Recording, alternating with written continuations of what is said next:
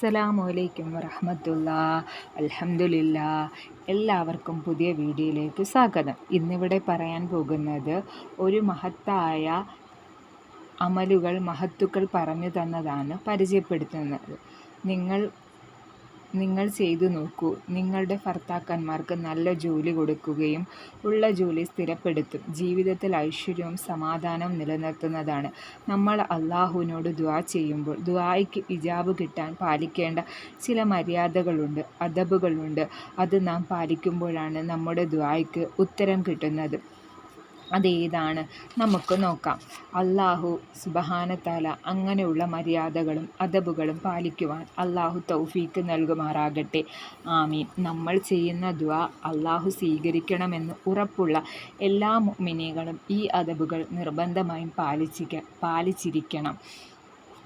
ദുആയ്ക്ക് ചെയ്യുമ്പോൾ മഹത്തുക്കളായ അമ്പിയാക്കളും ഔലിയാക്കളും പാലിച്ചിരുന്ന മര്യാദകളാണ് നാം ഇവിടെ പറയുന്നത്. നമ്മൾ അള്ളാഹുവിനോട് ദുആ ചെയ്യുമ്പോൾ ദുആയ്ക്ക് ഇജാബ് കിട്ടാൻ പാലിക്കേണ്ട ഒന്നാമത്തെ മര്യാദ, നമ്മൾ ഖിബിലയ്ക്ക് മുന്നിട്ടുകൊണ്ട് ദുആ ചെയ്യുക. രണ്ടാമതായി ദുആ ചെയ്യുമ്പോൾ രണ്ടു കൈകളും ചുമരിൻ്റെ നേരെ ഉയർത്തിപ്പിടിച്ച് ദുആ ചെയ്യണമെന്നാണ് ഹബീബായ നബി സല്ലല്ലാഹു അലൈഹി വസല്ലം തങ്ങൾ.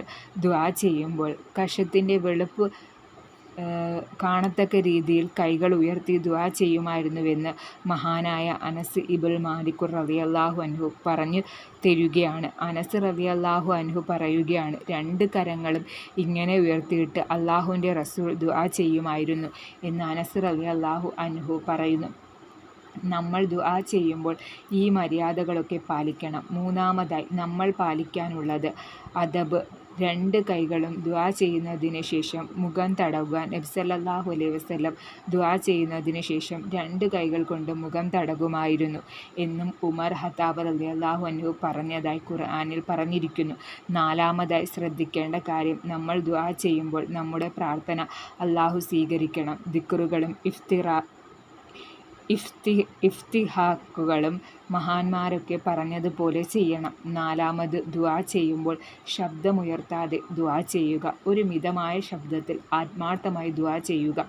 അഞ്ചാമതായി ആത്മാർത്ഥമായി ദുആ ചെയ്യുക. എൻ്റെ പ്രാർത്ഥന അള്ളാഹു സ്വീകരിക്കണമേ എന്ന് 2 പ്രാവശ്യം എടുത്തു പറയുക.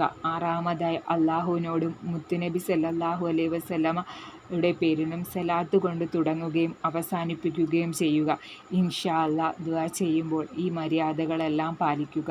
ഈ വീഡിയോ നിങ്ങൾക്ക് ഇഷ്ടപ്പെടുകയാണെങ്കിൽ, എന്തെങ്കിലും ഉപകാരപ്പെടുകയാണെങ്കിൽ ഒന്ന് ലൈക്ക് ചെയ്യുകയും സബ്സ്ക്രൈബ് ചെയ്യുകയും ഈ ചാനൽ ഒന്ന് മറ്റുള്ളവരിലേക്ക് സപ്പോർട്ട് ചെയ്യുകയും ഒന്ന് ചെയ്യണേ. അസ്സലാമു അലൈക്കും വറഹ്മത്തുള്ളാഹി.